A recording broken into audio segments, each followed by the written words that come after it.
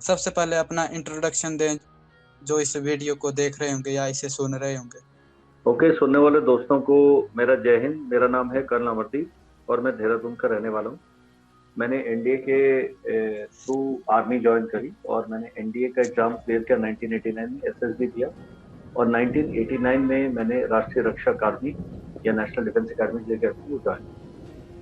और 3 साल एनडीए में ट्रेनिंग करने के बाद, क्योंकि मैं आर्मी कैडेट था, तो मैं आईएमए आया। आईएमए से जून 1993 में मैं पास आउट हुआ और मेरी बटालियन है मराठा रेजिमेंट की, एक बहुत अच्छी बटालियन है, उसमें मैं कमीशन हुआ और 25 साल मैंने आर्मी में सर्विस किया। 2018 में मैंने आर्मी को वॉलंटरी छोड़ दिया, कुछ अपने पर्सनल कारण थे, कुछ मेडिकल कारण थे, और अभी मैं देहरादून में है और मेरा जो कैंडिडेट्स का डिफेंस का कोचिंग इंस्टीट्यूट है वो मैं चलाता हूँ। एसएसबी की हम तैयारी कराते हैं, रिटर्न एग्जाम की तैयारी कराते हैं, अपना एक स्मॉल जिसे कहते हैं बिजनेस या सेल्फ एम्प्लॉयमेंट है उसको परस्यू करते हैं। 25 साल की जो सर्विस है उसके दौरान मैंने पंजाब में, जम्मू कश्मीर में कुपवाड़ा में, उसके बाद देहरादून, देहरादून से अफ्रीका, अफ्रीका से सियाचिन ग्लेशियर, वहाँ से राजस्थान, राजस्थान से Indian military academy, Indian military academy से मणिपुर वहाँ गया, वहाँ अपनी बटालियन कमांड करी और उसके बाद वापस कानपुर में बटालियन कमांड करी।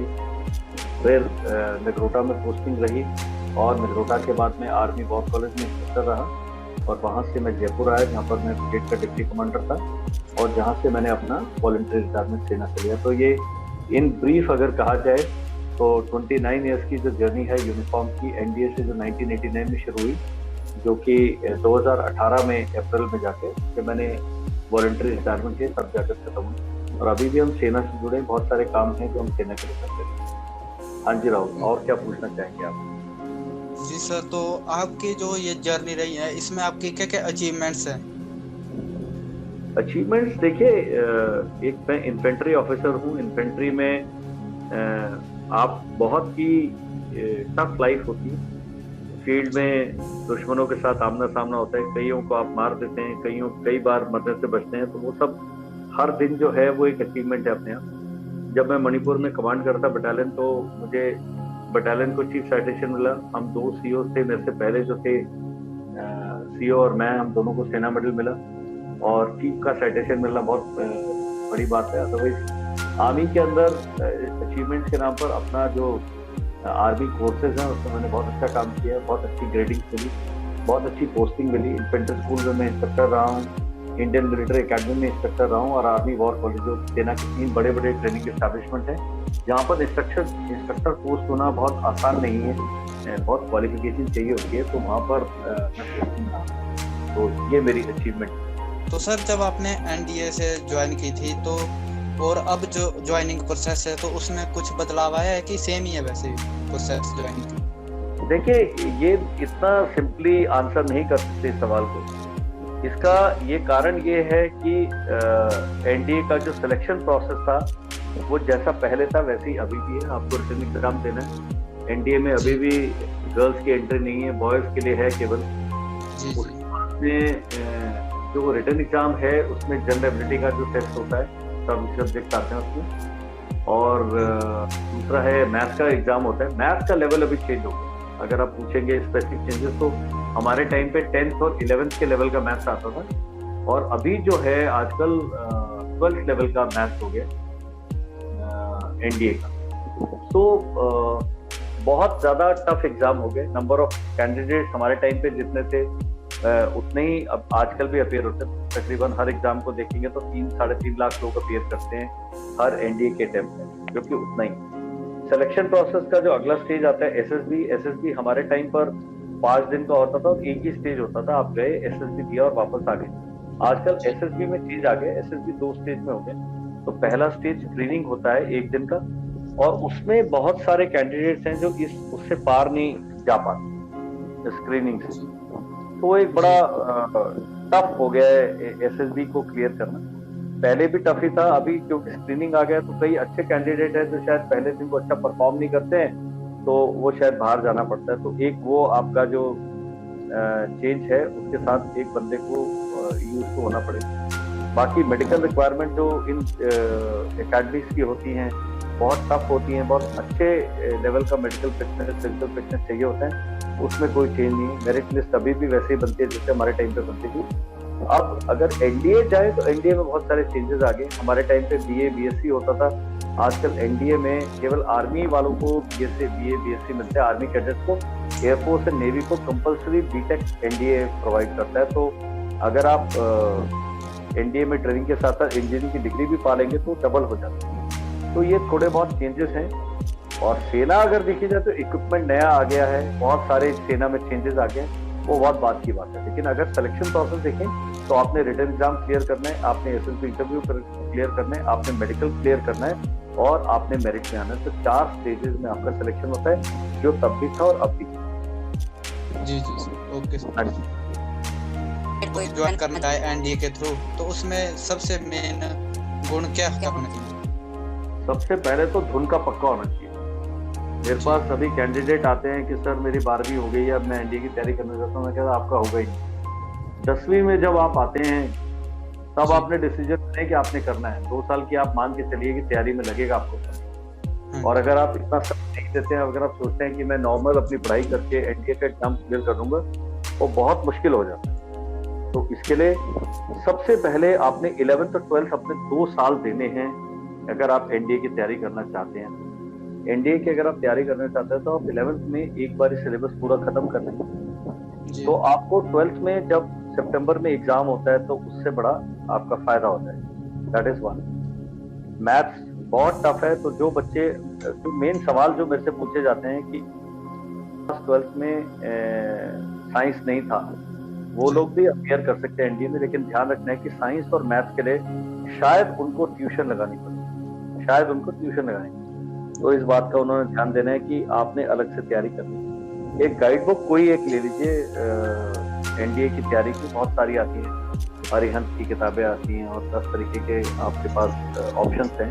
इंटरनेट पर बहुत सारा चीजें उपलब्ध हैं, यूट्यूब पर वीडियोज हैं, लेकिन बहुत ज्यादा वो देखने से कंफ्यूजन होता है। तो एक सेट होना चाहिए सिलेबस का। और यूपीएससी की वेबसाइट पे जाएंगे, upsc.gov.in जो साइट है, उस पर 5-6 साल के प्रीवियस ईयर पेपर्स मिल जाएंगे। तो आप उनको पेपर सॉल्व करिए और अपना सिलेबस के साथ एक बारी आपने पूरा सिलेबस अपने आप तैयारी करनी है, जिसमें 4 या 5 महीने आपको लगेंगे सारा एक बार डिटेल स्टडी करना। आप मान के चलिए कि 10वीं 11वीं 12वीं में जो आप पढ़ते हैं उसमें से कुछ भी पूछा जा सकता है प्लस मोर। एक बच्चे को चाहिए कि न्यूज़पेपर पक्का पढ़े।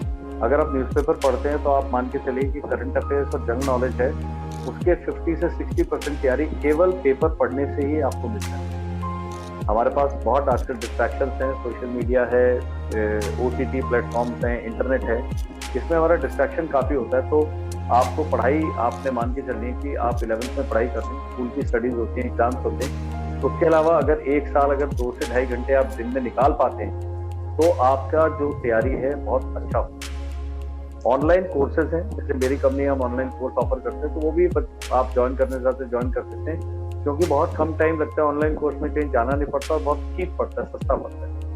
अगर बहुत ज्यादा पैसे अफोर्ड नहीं कर सकता बच्चा तो यूट्यूब पर सभी तरह के वीडियोस हैं। तो अगर एक कोई अच्छे वीडियोस की पूरी सीरीज डाउनलोड कर ले, सारे मैथ्स के सब चीजों के वीडियोस फ्री हैं, लेकिन समय लगता है, उसके लिए आपको थोड़ा एफर्ट लगाना पड़ेगा, तो वो भी किया जा सकता है। और अगर अफोर्ड कर पाते हैं तो पक्का ऑनलाइन, नहीं तो ऑफलाइन कोचिंग थोड़ी महंगी पड़ती है। तो 11वीं में एक सिलेबस या 2 बारी रिवीजन आप अगर कर लेते हैं और 12वीं में एग्जाम से पहले कोई 30-35 डेज का 45 डेज का क्रैश कोर्स ज्वाइन कर लेते हैं तो आपको बड़ी मदद मिलेगी। उससे फायदा क्या होगा कि 12th के साथ साथ ही आपका एनडीए एग्जाम भी क्लियर हो जाएगा और जैसे ही आप 12वीं के बाद से साल वेस्ट नहीं करना पड़ेगा। जैसे मैंने 12th किया था 1988 में और मैंने एनडीए ज्वाइन किया 1989 में, तो 1 साल का गैप आ गया।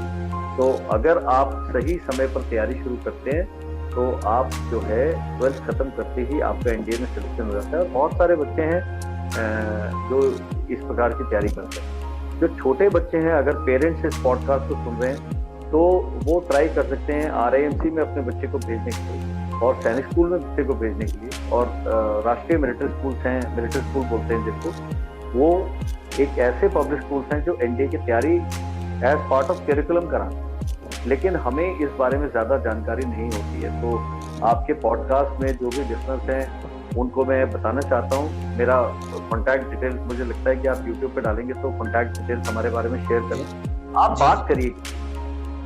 सब कुछ इंटरनेट पर उपलब्ध है, लेकिन इतना ज्यादा चीजें उपलब्ध है कि आदमी को पता लगता है क्या सही है क्या गलत है। तो मैं ये कहना चाहता हूँ कि आप बात करें।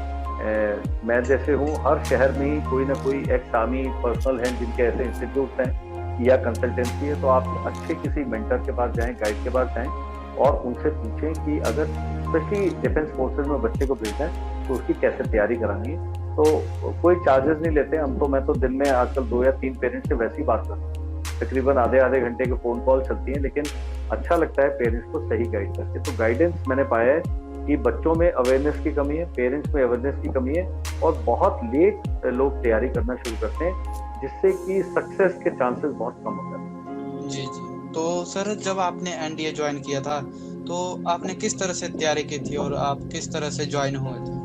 देखिए, तैयारी तो मैं तो जब मैंने 12th कर लिया उसके बाद इंजीनियरिंग की तैयारी कर रहा था, और क्योंकि मैं देहरादून का रहने वाला हूँ, एनडीए जाने का एक था दिमाग में, लेकिन 11वीं के बाद पहले हमारे टाइम पे जब मैं 11th में था तो एनडीए के लिए क्वालिफिकेशन 11th होती थी। तब मैंने एग्जाम दिया था 11th में, तो मैं क्लियर नहीं हुआ, तो मेरी हिम्मत मैंने छोड़ दी, क्योंकि गलत डिसीजन था, नहीं छोड़नी चाहिए थी, पढ़ता रहता तो हो जाता। फिर मैं जब इंजीनियरिंग की तैयारी कर रहा था तो एनडीए एग्जाम में जो मैथ्स का पेपर है वो होता है 300 नंबर का, और जो जनरल एबिलिटी या जीएटी बोलते हैं उसका पेपर होता है 600 नंबर। और आपको विश्वास नहीं होगा कि मेरे 600 में से आए 232 नंबर और 300 में से आए 270 नंबर। तो मैथ्स में इतने ज्यादा नंबर आए और इस करके शायद मैं मेरिट में आ गया एनडीए में। लेकिन अगर बच्चा साइंस नहीं भी पढ़ रहा है या आर्ट्स वाला है या कॉमर्स स्ट्रीम का है, वो जनरल एबिलिटी में बहुत सारे जो सब्जेक्ट हैं, स्कोरिंग सब्जेक्ट हैं, जैसे कि इंग्लिश है, 600 में से 200 नंबर इंग्लिश के ही। तो हम अपने अगर सिलेबस को ऐसे तोड़ के पढ़ाई करेंगे तो बहुत अच्छा होगा। तो मैं एनडीए में निकल गया और एनडीए के बाद एसएसबी देने गया भोपाल में, एंड वहां जाके मुझे पता लगा भोपाल में नेवल एसएसबी था, 33 एसएसबी, वहां मैंने एसएसबी दिया, क्लियर किया। लेकिन मेडिकली जो मेरी आई साइट थी, क्योंकि पढ़ते रहते तो मेडिकली फिट नहीं था, आई साइट करके मैं नेवी से रिजेक्ट होकर आर्मी में आ गया। तो जो यहाँ पर मैं कहना चाहता हूँ कि जो भी सेना में जाना चाहते हैं, आर्मी, नेवी, एयरफोर्स में, सेना मतलब तीनों सेनाओं में किसी में, एक फिजिकल फिटनेस लेवल अपना ठीक रखिए, एक अपना बेसिक मेडिकल पक्का करवा के रखना।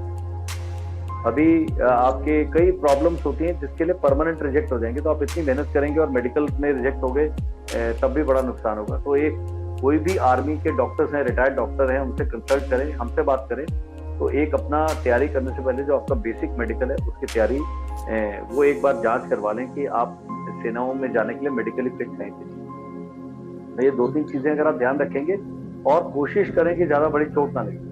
आजकल हम देखते हैं जो लड़के हैं, young college going student, school में बाइक्स पेरेंट्स ने लेके दे दी हैं, वो बाइक से आप तेज चलाते हैं, बिना हेलमेट के चलाते हैं, कोई चोट लगी, ऐसा कोई परमानेंट डैमेज शरीर में हो गया तो आप सेना के लिए हमेशा के लिए रिजेक्ट हो जाएंगे। तो ये एक सोशल मैसेज भी है कि बाइक को धीरे चलाएं, हेलमेट का ख्याल रखें, अच्छे तरीके से सीख कर ही बाइक चलाएं लाइसेंस लेकर, और तेज तो बिल्कुल भी नहीं चलाएं, क्योंकि एक बार एक्सीडेंट हो गया तो आप परमानेंटली आप बहुत सारी गवर्नमेंट सर्विस में अप्लाई नहीं कर पाएंगे।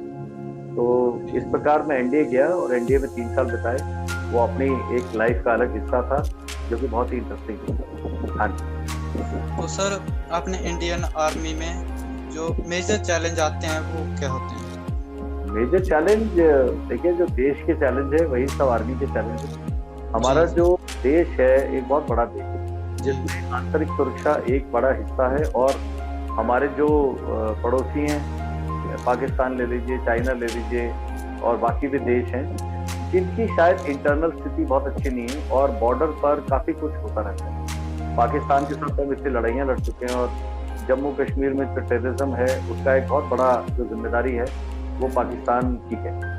तो चैलेंजेस है कि सेनाओं का काम है इन बाहरी ताकतों से और अंदर में जो अंदरूनी गलत चीजें हैं उनसे अपने देश की रक्षा करना। तो लाइफ जो है सेना में आसान लगती है, आप लोग देखते हैं यूनिफॉर्म में ऑफिसर इधर से उधर जा रहे हैं, कर रहे हैं, जवान अपने बॉर्डर पर डिप्लॉयड है, लेकिन लाइफ बहुत टफ होती है। अच्छी बात यह है कि सेना एक ग्रुप है, एक बहुत बड़े परिवार की तरह काम करता है। और कहीं पर भी आप अकेले कुछ नहीं कर रहे थे। एक आपके साथ सेक्शन होगा, प्लेटून होगा, कंपनी होगी, आपकी बटालियन होगी, इसमें बहुत सारे जवान, अधिकारी, सब लोग मिलके काम करते हैं। बॉर्डर में हम अकेले रहते हैं, टेररिस्ट से जब लड़ाई होती है तो बहुत ज्यादा फायरिंग हो जाती है, जान का खतरा होता है, लेकिन आपकी ट्रेनिंग है और वो आपका काम है। और अच्छी बात यह है कि सभी सैनिक जो हैं हमारे इतने बहादुर हैं, इतने अच्छे हैं और अपने काम के प्रति बहुत ईमानदार हैं। तो परिवार से दूर रहना एक सेना का अभिन्न हिस्सा है। जब आप फील्ड में जाते हैं तो जहाँ पर जैसे मैं ग्लेशियर पे था या कुपवाड़ा में था, वहाँ पर परिवार अलाउड नहीं है। तो आप अपने परिवार से तभी मिल सकते हैं जब आपको छुट्टी मिले। उसके साथ ही पहाड़ों में है, ग्लेशियर पे है, रेगिस्तान में है, और नौसेना में तो पनडुब्बी में है या शिप पर है, और हवाई जहाज अगर उड़ा रहे हैं, हेलीकॉप्टर उड़ा रहे हैं, तो बहुत एक high level of physical fitness की जरूरत पड़ती है, बहुत ज्यादा मेंटल टफनेस की जरूरत पड़ती है। तो अगर किसी व्यक्ति का दिमाग इतना मजबूत नहीं है, इरादे इतने मजबूत नहीं है, वो शायद सेना में सक्सेसफुल नहीं होगा। पहले तो निकलेगा ही नहीं, वो SSB से ही रिजेक्ट हो जाएगा। तो एक फिजिकल और मेंटल अपनी कंडीशनिंग करने की जरूरत है। और लाइफ अच्छी बात यह है कि मुश्किल होने के साथ साथ बहुत इंटरेस्टिंग है।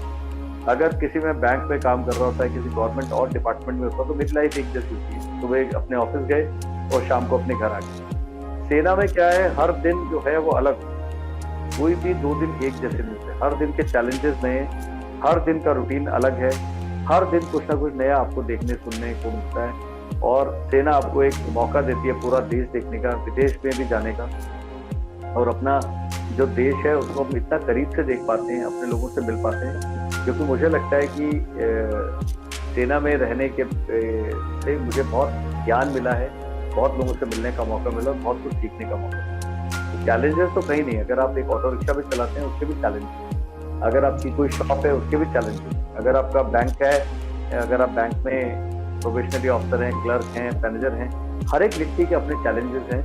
और सेना में जो चैलेंजेस हैं, क्योंकि जिंदगी और मौत का सवाल आपकी लाइफ में कम से कम 10 से 12 बार आएगा जब आपने किसी की जान लेनी है, आपको अपनी जान बचानी है। ये शायद चैलेंजेस आम जो सिविल आदमी है और किसी डिपार्टमेंट में उनके चैलेंजेस नहीं आते, सेना में चैलेंजेस आते हैं। तो उससे फक्र भी होता है, अपने ऊपर गर्व भी होता है। एक सेटिस्फैक्शन जो है एक सैनिक का, उसका जो लेवल है बहुत ऊंचा होता है। तो ये चैलेंजेस के साथ साथ सेटिस्फैक्शन भी अपने